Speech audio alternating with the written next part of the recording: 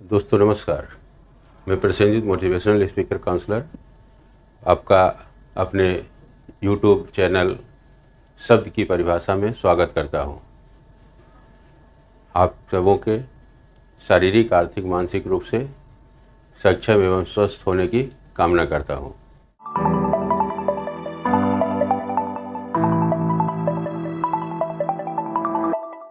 दोस्तों आज मैं आपको शब्द की परिभाषा, शब्द की भावना, शब्द की शक्ति से अवगत कराना चाहता हूँ। जैसा अभी तक हम लोगों ने पढ़ा है, सुना है, देखा है, शब्दों के अंदर जो शक्ति होती है, जो उसकी भाव होती है, जो उसके अंदर प्रहार होती है, उससे आपको अवगत कराना चाहते हैं। शब्द को किस भाव से हम लोग प्रस्तुत करते हैं और क्या उसका परिणाम होता है, उसकी प्रतिक्रिया क्यों अलग अलग हो जाती है। तो जिस तरह से आप लोगों ने सुना होगा कि लोगों के भाव अलग अलग होते हैं, जितने लोग उतने अलग अलग भावनाएं उनकी होती है, उसी तरह से शब्दों की भावनाएं होती है। किसी भी शब्द की भावना एक दूसरे से मेल नहीं खाती है, सारे शब्द अलग अलग होते हैं। तो कभी कभी आप देखे होंगे कि लोगों को बात करते हुए या कहते हुए सुना होगा, कोई भी शब्द को आप ले लीजिएगा साधारण रूप से, तो आप देखेंगे कि शब्द में बताया जाता है कि जैसे आप स्टैंड को ले लेते हैं, खड़ा होना। तो हम लोग बचपन से ही पढ़ते हैं स्टैंड स्टैंड स्टैंड यानी कि खड़ा होना।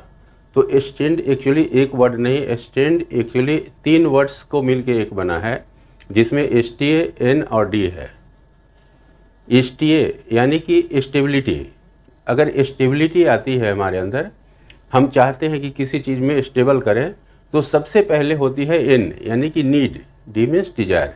जब तक हमारी इच्छा नहीं होगी, हमारी अंदर से अभिलाषा नहीं होगी कि हम अपने पैर पे स्टैंड करें, तब तक आप अपने पैर पे भी स्टैंड नहीं कर सकते। तो स्टेबिलिटी, नीड, डिजायर। स्टेबिलिटी के लिए नीड होती है डिजायर की। इच्छा सबसे ज़रूरी है। जब तक आपकी इच्छा नहीं होगी, आप कुछ भी नहीं कर सकते। तो शब्दों के माध्यम से मैं कोशिश करूँगा कि आपको हर एक तरह से समझाने की, बताने की, और बहुत सरल है। लाइफ बहुत इजी है, लाइफ में कोई दिक्कत नहीं है, कोई तकलीफ नहीं है। Life is very easy but complicate हमने बनाया, क्योंकि हमें कंपेयर और डुप्लीकेट करने की आदत हो गई। हम लोगों से अपनी तुलना करते रहते हैं, उनके कंपेयर करते हैं, उनका नकल करना चाहते हैं।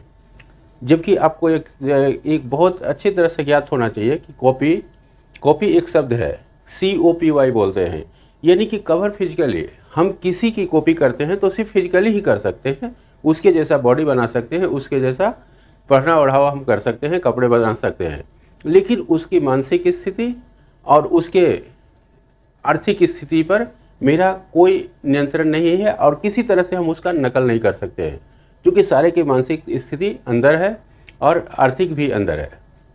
तो हम कॉपी अगर करने भी जाएंगे तो सिर्फ उसकी शारीरिक जो बनावट है, जो उसका पहनावा ओढ़ाव है, जिसके तरीके हैं, सिर्फ उसी को हम नकल कर सकते हैं। अदरवाइज किसी भी चीज़ का नकल नहीं किया जा सकता है। धन्यवाद।